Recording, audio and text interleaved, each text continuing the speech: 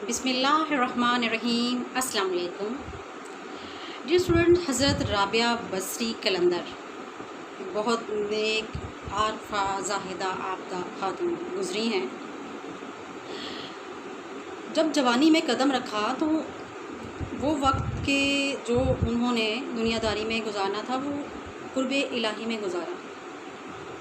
ہر وقت عبادت کرتی، نمازی، تہجد گزار، راتوں کو جاگتی، عبادت کرتی، نوافل ادا کرتی رہتی۔ اسماعیل نامی ایک شخص کے ہاں ان کی پیدائش ہوئی۔ یہ ان کی چوتھی بیٹی تھی، تو اسی نسبت سے ان کا نام رابعہ رکھا گیا۔ گھر میں یہ حالت تھی، غربت اتنی تھی کہ اس کے جب پیدائش کا وقت قریب تھا رابعہ کا، تو گھر میں دیا جلانے کے لیے تیل بھی نہیں تھا۔ تو دوسری 3 بیٹیوں نے اور زوجہ نے کہا کہ اسماعیل ہمسائے سے تیل ہی مانگ لا کہ دیا روشن کر دیں، لیکن گھر گئے تو وہ سو چکے تھے، تو اسی قدم واپس آ گئے، کیونکہ کبھی کسی کے آگے ہاتھ نہیں پھیلایا۔ باپ کی صحبت میں باپ نے شروع سے ہی تربیت اس طرح سے کی تھی کہ دیندار تھیں، نمازی تھیں، تہجد گزار تھیں، صورتیں یاد کر کے باپ کو سناتی تھیں اور والد خوش ہوتے تھے۔ یہی نہیں، نبی اکرم صلی اللہ علیہ وسلم کی اس اسماعیل نامی شخص کو قوم میں زیارت ہوتی ہے، اور نبی اکرم صلی اللہ علیہ وسلم نے ان کو یہ خوشخبری سنائی کہ آپ کی یہ بیٹی بہت نمازی، پرہیزگار اور دین بہت اس کا ایک عرفہ مقام حاصل کرے گی۔ یہ سن کر اسماعیل بہت خوش ہوتے ہیں۔ رابعہ بصری کا ایک واقعہ سناتے ہیں کہ کس طرح سے ایک نوجوان ان کے عشق میں مبتلا ہو گیا۔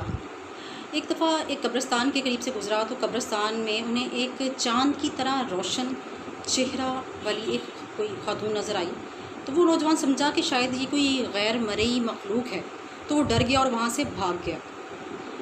اگلے دن بصرہ کے بازاروں میں اسے پھر وہی خاتون رابعہ بصری کو دیکھتا ہے تو وہ اپنے ہوش کھو بیٹھتا ہے، ان کے عشق میں مبتلا ہو جاتا ہے، دن رات ان کو یاد کرتا رہتا ہے، اور کہ اتنی ان کے چہرے میں پاکیزگی تھی رابعہ بصری کے کہ لوگ دیکھتے تو اپنی نگاہیں جھکا لیا کرتے تھے، ان کی نظریں ادب سے جھک جاتی تھیں۔ خیر، اس نوجوان نے کہیں آس پاس سے پتہ، اڑوس پڑوس سے پتہ ان کا پوچھا اور ان کے خواہش ظاہر کی کہ کسی طرح سے ان سے ملاقات ہو جائے تاکہ ان کو میں اپنا حال دل سنا سکوں۔ انہوں نے کہا، اس نوجوان نے سوچا کہ زیادہ سے زیادہ انکار ہی ہو جائے گا نا، تو چلیں دل کا حال سنانے میں تو کوئی حرج نہیں۔ خیر، اس ارادے سے وہ نوجوان ان کے گھر کی جانب روانہ ہوا۔ رابعہ بصری کا یہ عقیدہ تھا، یہ خیال تھا کہ دل کا در ہمیشہ کھلا رکھنا چاہیے، کیا پتہ کس وقت جو ہے محبوب کی حاضری ہو جائے، لیکن گھر کا در کھلا رہنا یا بند رہنے سے اس سے ان کو کوئی خاص فرق نہیں پڑتا تھا۔ تو جب وہ نوجوان ان کے گھر کے چوکھٹ پہ پہنچا تو غیر متوقع طور پہ گھر کا دروازہ کھلا تھا۔ وہ گھر میں داخل ہوتا ہے تو گھر میں ایک سامنے جو کمرہ تھا اس میں ایک دیا جل رہا تھا، لیکن کوئی تھا نہیں۔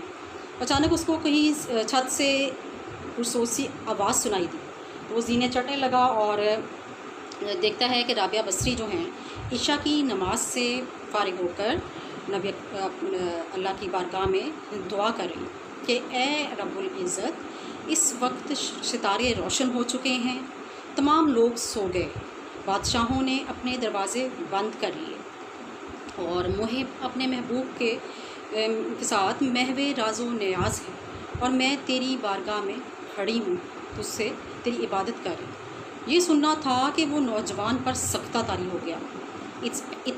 اسی اثنا میں رابعہ بصری نے رحمۃ اللہ علیہ نے اس نوجوان کو قہر آلود نظروں سے دیکھا۔ اس نوجوان کی زبان گنگ ہو گئی۔ رابعہ بصری نے اس کے پاس جا کے اسے کہا کہ کیا تم مجھ سے شادی کا ارادہ لے کر آئے تھے؟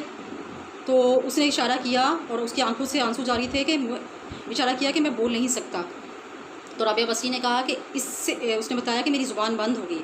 رابعہ بصری نے کہا کہ اس سے پہلے کہ تیری زبان کی طرح تیرا دل بھی بند ہو جائے، جن قدموں سے آیا ہے انہی قدموں سے واپس چلا جائے۔ اس نے روک کر اپنے آنکھوں کے اشارے سے ان کو سمجھانے کی کوشش کی کہ مجھے میری دعا کر دے کہ میری زبان مجھے واپس مل جائے، میری آواز دوبارہ لوٹ آئے۔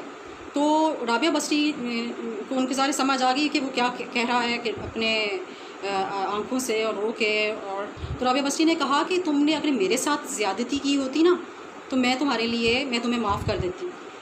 میں نے تو بہت پہلے اپنے آپ کو اپنے رب کے سپرد کر دیا تھا، اب یہ تیرا اور تیرے رب کا معاملہ ہے کہ تو اس سے گڑ گڑا کے معافی مانگ، تو ہو سکتا ہے کہ وہ تجھے معاف کر دے۔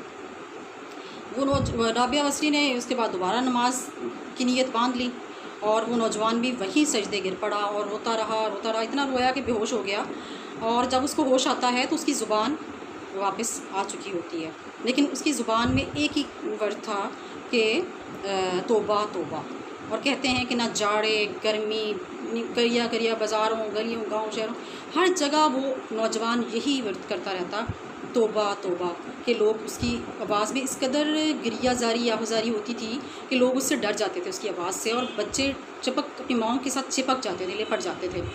تو اسی طرح وہ نوجوان جو ہے کہ اس کے بعد ایک وقت آتا ہے کہ وہ نوجوان کہیں کسی کو نظر نہیں آتا، کہیں غائب ہو جاتا ہے۔ تو اس طرح کے بہت سے واقعات ہیں ان کی برکات کے، ایسی کیونکہ دنیا میں 2.5 قلندر گزرے ہیں، تو یہ خاتون پہلی ہیں جن کو اتنا زیادہ اعلیٰ مرتبہ اللہ نے عطا کیا۔ اجازت چاہتی ہوں، اپنا اور اپنے گھر والوں کا خیال رکھیے۔ اللہ حافظ۔